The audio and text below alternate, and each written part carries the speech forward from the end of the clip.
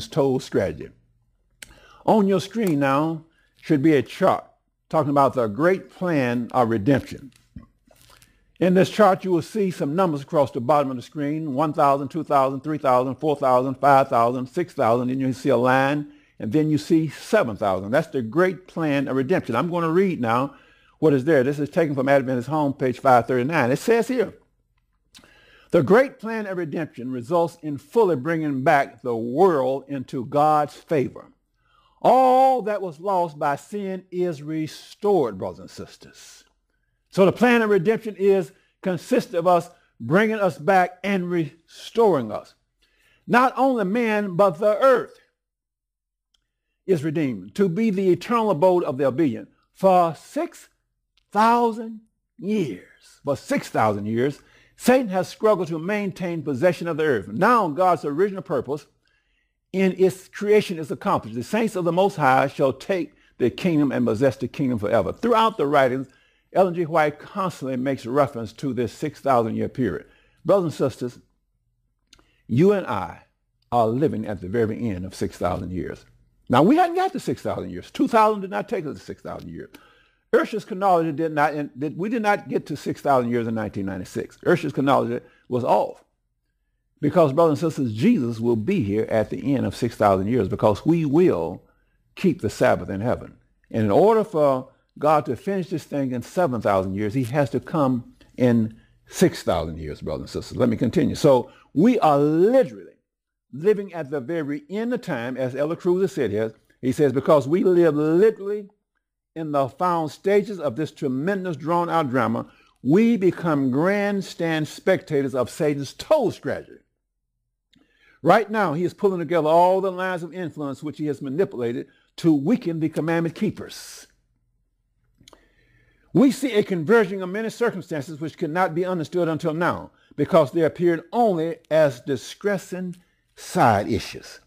Suddenly, we see that they were all tied together and were being masterminded by the great adversary himself. So what he's saying here, as we now, as students of the word, as we look at prophecy, as we look at what the spirit of prophecy says, as we look at the Bible, and we see what is literally taking place among us, we suddenly see that every little step off of the platform was calculated. Continuing. Look once more at the amazing order which the jigsaw puzzle begins to reveal. The isolated developments within the church are seen to be small portions of a giant pattern which is now approaching completion. It all makes sense in the light of Satan's ultimate objectives. What better plan could he have devised than to dilute the spiritual standard slowly by worldly wedges of compromise that grew bigger and bigger. And today we sit, brothers and sisters, and we see a metamorphosis taking place among us, and still we sit and we say nothing. Saints, I want you to understand, you will not be a part of God's last day people if you sit and not say anything. If you take your light and hide it in the bush, I want to be straight with you. Unless you are standing for the truth, God can't use you. And what I'm telling you, brothers and sisters, we are in a crisis, and you better stand for the truth. You can't hide and serve God. Continue.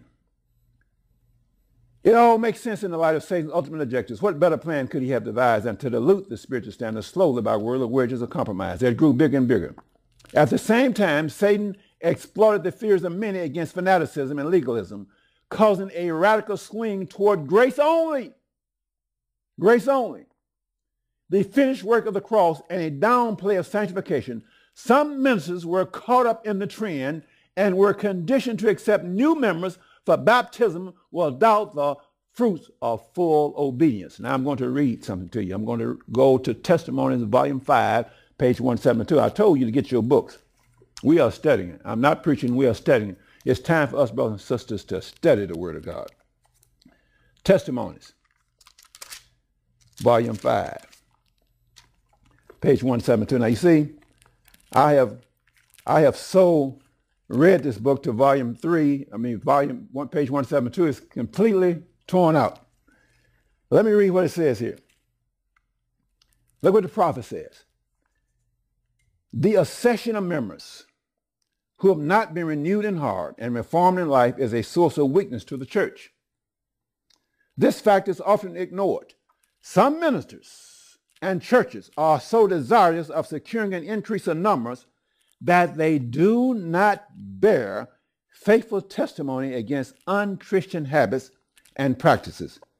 Those who accept the truth are not taught that they cannot safely be worldlings in conduct while they are Christians in name. Heretofore, they were Satan's subjects. Henceforth, they are to be subjects of Christ. The life must testify to the change of leaders. Public opinion favors a profession of Christianity. A little self-denial or self-sacrifice is required in order to put on a form of godliness and to have one's name enrolled upon the church books. Hence, many join the church without first becoming united to Christ. And that's what we have done, brothers and sisters. We have allowed Satan to bring into the church unconverted members that know nothing about the message that God has given us as a people. And during this series, brothers and sisters, I intend by the grace of God to make you well aware of who we are as Seventh-day Adventists. Now I'm going to bring this little introductory DVD to a close, and we will pick right up here at the next one. Let me continue with a statement from Elder Cruz here. The pastor was led to a grace-only stand, the finished work of the cross, and a downplay of sanctifications. Some ministers were caught up in the trend and were conditioned to accept new members for baptism without the fruits of full obedience. Under the influence of these unconverted ones and a worldly-oriented membership, the church was not prepared to cope with this explosive impact of the new theology, especially since it filtered through the weekly sermons of numerous young advocates of the divergent views. We will pick right up here at our next session, brothers and sisters. This is just an introduction. Again, I want to say we thank God for the opportunity to